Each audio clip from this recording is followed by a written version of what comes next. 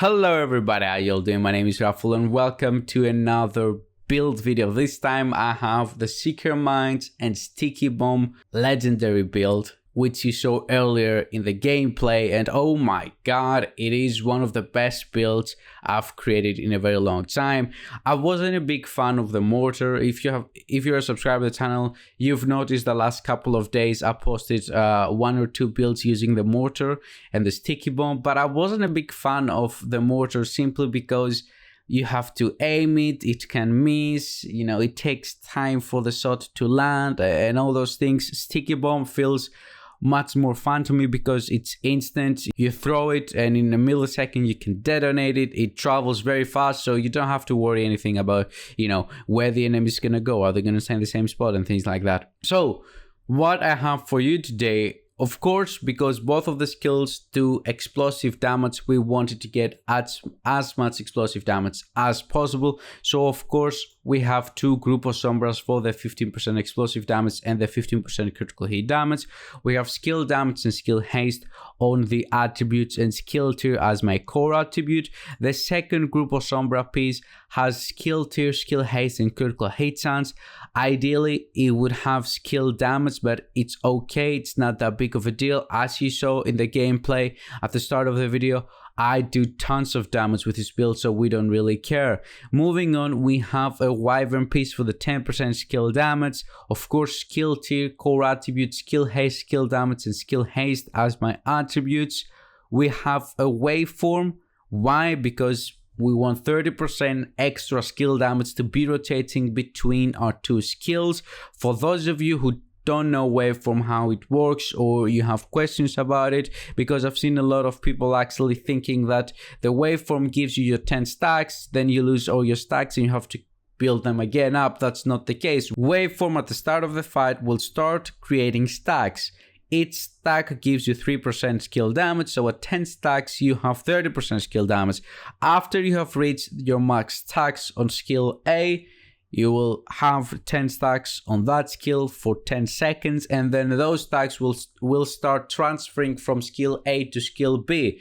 That means that at some point you will have 9 stacks on one skill, 1 stack on the other skill, 8 stacks on one skill, 2 stacks on the other skill. So the 10 stacks never go away. You will always have extra 30% skill damage, but that skill damage will be transitioning from one skill to another. It might be 15-15, it might be 20-10, it might be 30-0, right? So don't sleep on waveform. Is probably the best skill holster, I'm guessing. In most case scenario, it's the best thing to go with.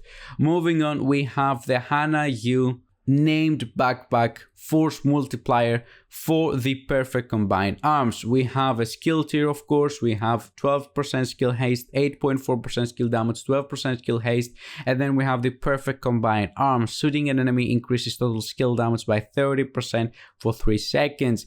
Keep in mind, after you throw your sticky, it will be nice to just shoot once or twice to make sure that you will have your perfect combined arms procced and then detonate your sticky. Of course, the Hana Yu piece will give us 10% skill haste, which is very, very nice for when the skilled talent doesn't proc. Now here, we're gonna talk quite a lot about this because it's actually the most important part of the build, right? First of all, you don't have to go with skilled. If you don't like it, you can go with glass cannon. You can go with, I don't know, I'm not gonna say kinetic momentum, because kinetic momentum is very, misunderstood. When in combat, each skill generates a stack while active or not on cooldown. So our Seeker Mines, ideally what we want to do with this build is throw our skills as fast as they come back, because that way we have the chance to reset them and then get them back and then reuse them as fast as it's possible, right? Which means that kinetic momentum stacks are not going to be building for very long. Each skill generates a stack while active, which means that for a skill to be active, it has to be like a turret, it has to be like a drone where you have actually used it and it lasts quite a long time. Both Seeker Mines and the Sticky Bomb are not like that. Both of those skills, as soon as you use them, in the next couple of seconds will be deactivated, will go on a cooldown. So we don't build stacks from our skills being active. Kinetic Momentum builds stacks when those skills are not on cooldown. Again, as I said, that would mean that we will have to actually wait for our cooldowns to go off, get our skills back and not use them for the next like couple of seconds. So we can build up kinetic momentum stacks, which obviously it's going to be waste of time, waste of potential DPS. So kinetic momentum is a no for this build, right? That's why I'm not going to suggest it. It's not good, don't try it out. Glass Cannon could work with a 25% amplified damage. However, keep in mind that in legendary difficulty, it's going to be very easy for you to go down. What you can use is Overwatch. After staying in cover for 10 seconds, increases you and your allies' total weapon and skill damage by 12%. Kinetic momentum would give you 15%, right? So you lose a little bit damage over there, but you actually get more damage than you get if you play with skill, because skill offers 0 damage. So it all comes down to your personal preference. I would either recommend you to go either with skilled, Overwatch, or Glass Cannon. My top choice obviously is the skilled, second choice is the Glass Cannon, and third is the Overwatch. Now, as you can see, the chest piece is the China Light piece for the 15% explosive damage. We have skill damage, skill tier, critical hit chance, 12% skill haste. It's okay. The critical hit chance, I would rather it to be skill haste, but it doesn't really matter. What really matters is for you to understand what I'm about to say. Skilled and Seeker Minds are not working great. What I mean by that, I noticed yesterday, I've known for a very long time now, ever since I started playing with a skill talent, that there is a chance you will not get your Seeker Minds back even if skill gets procced. If your secondary skill gets a kill and procs skilled before your Seeker Minds have exploded. What I mean by that, in a normal fight, I will throw my Seeker Minds and then I would use my, turret or drone or whatever to get kills, right? 99% of the time, my Seeker Minds would explode before I got a kill with those slow killing skills like a drone or a turret. So it was very rare that my drone or my turret would get a kill before my Seeker Minds exploded.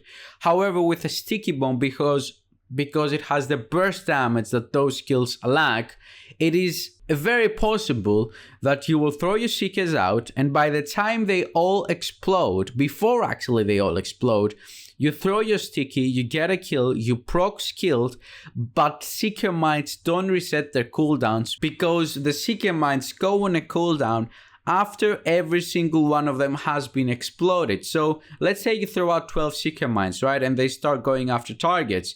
If 9 of them have been detonated, but 3 of them are still running, if your Sticky Bomb gets a kill and resets the cooldown because it procs skilled, Seeker Minds won't come back. You can see that in the gameplay. I actually have some footage that I want to show you right now, where you can see I throw my Seeker Minds start going towards the enemies, I throw my Sticky, I get a kill with my Sticky, I proc skilled, and I get back only my Sticky. Now, I've brought that to the developer's attention, at least I tried both on Twitter and Reddit. I don't know, it's not really a bug, it's not really a glitch, it's not really an issue because, as I said, cooldowns are supposed to be happening after a skill has been used to its full, so to say, A drone will go on a cooldown after the drone has been destroyed. So the Seeker Minds will go on a cooldown after they have been destroyed, right? So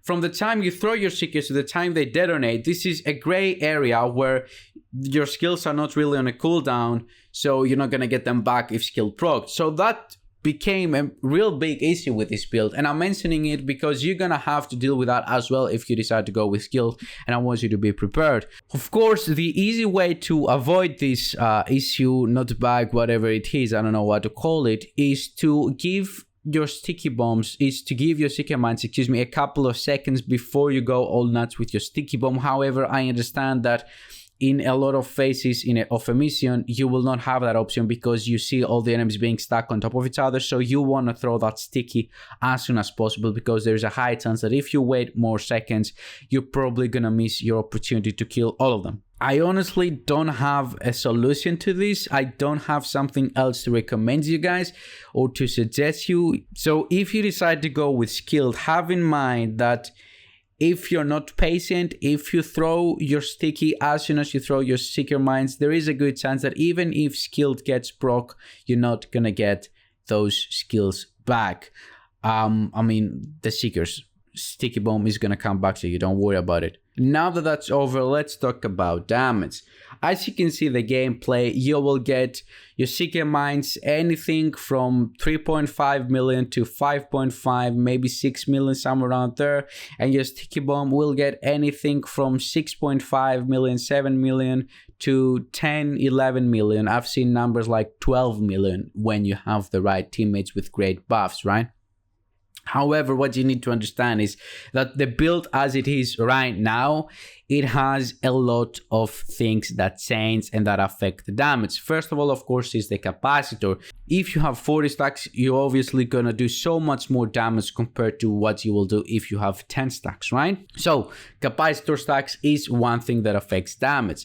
The second thing, of course, is the backpack, the Perfect Combined Arms. If Perfect Combined Arms is not procced, you're gonna have 30% less skill damage. So that's a big reason why your damage numbers will differ from time to time. Third aspect of the build that changes is of course the waveform, and waveform is completely out of your control actually. The other two, you can make sure you proc them, you have them at max stacks, so it's not that big of a deal. But waveform, with the stacks going from one skill to another, it's going to be the reason why you see your Seeker Mines now doing 5 million damage and in a few seconds do only, you know, like 4.5 or whatever. So you need to keep that in mind. The last thing I want to talk about, and it is quite important as well, because both of our skills, as I said, is explosive damage. We want to be with a demolition specialization here for the extra 10% increased explosive damage. Now, I think with that being said, guys, that's it pretty much. I think I covered everything I wanted to talk about. Hopefully I didn't miss anything. As I told you, you can change skills. You don't really care about that. You can go with Classic Cannon, you can go with Overwatch. It's all your decision at the end of the day. It doesn't really matter. I go with skills because I like the chance to get my skills instantly back. Thank you very much for watching. Let me know down below in the comment section if you enjoyed it, if you like the build, if you're gonna try it out. If I missed anything, let me know. Any suggestions, again, leave them down below in the comments. Thank you very much for watching. Have a wonderful day, everybody. Bye bye.